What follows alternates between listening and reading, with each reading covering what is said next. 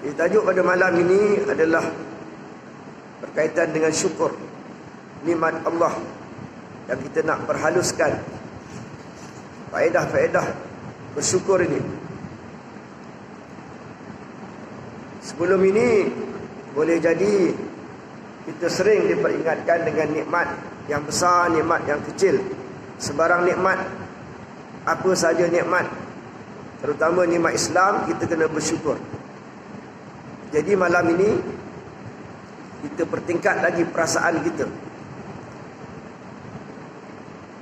terhadap makna definisi syukur ni. Bismillah.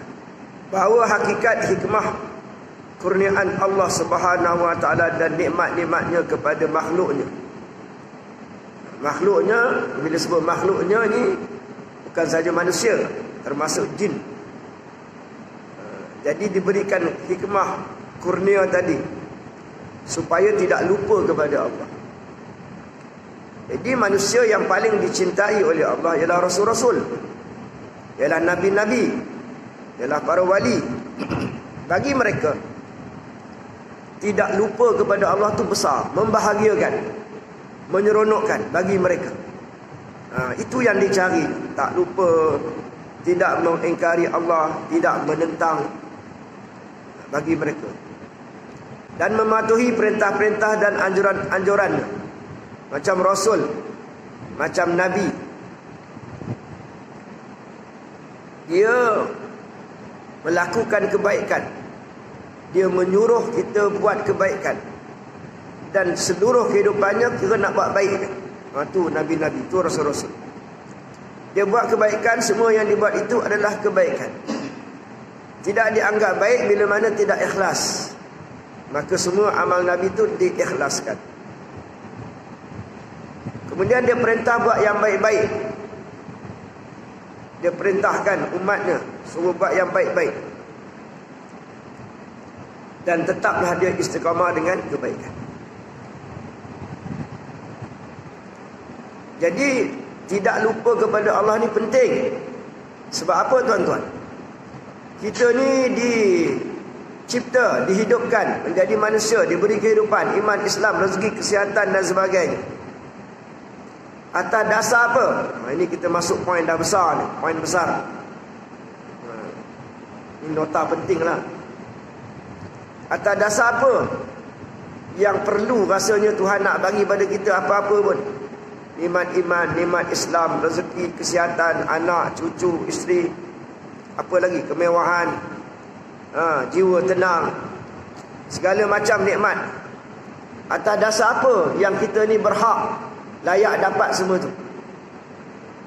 Atas dasar apa? Sedangkan kita ini tidak ada apa yang kita boleh, beramal, yang kita boleh buat, yang kita boleh membuat kebaikan-kebaikan, membuat ihsan kepada orang lain. Semua dengan kehendak, dengan kuasa, dengan kurniaan dia, anugerah dia. Itu penting bagi orang yang sedar diri. Bagi orang yang faham diri dia tu, maka dia kata, engkau bagi ni segala macam ni bukan sebab amal-amal aku pun. Aku sedar diri aku. Semuanya rahmat engkau, semuanya kurniaan engkau. Jadi bagi orang yang tahap macam ni, dia menganggap kurniaan Allah itu, nikmat itu dalam dua bentuk. Benda yang kelihatan baik, sudah pastilah dia mensyukuri. Lagi susah, lagi dia bimbang, lagi dia malu. Tahap ni kita kena tiru, kita kena belajar.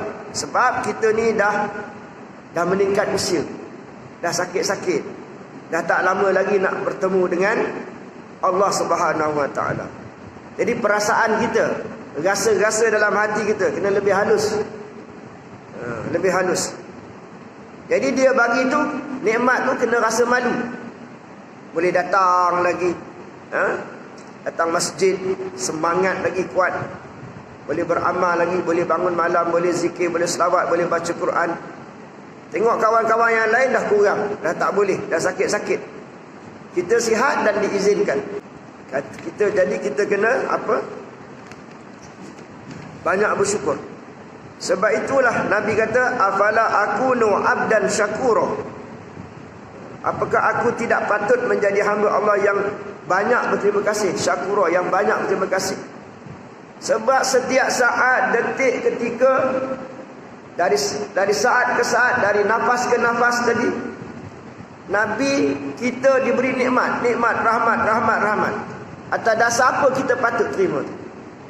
Jadi orang yang halus perasaannya, dia menganggap apa pun dia syukur. Apa pun dia kena bersyukur kepada Allah Subhanahu Wa Taala. Contohnya macam mana? Bila mana Allah sayang pada seseorang, sayang kita, ambil perhatian. Selalu diperingatkan, bila mana Tuhan sayang pada kita, maka dia akan beri ujian. Orang kata kita, orang umpat kita, orang aibkan kita. Dari segi syariat, itu tak bagus orang kata kita.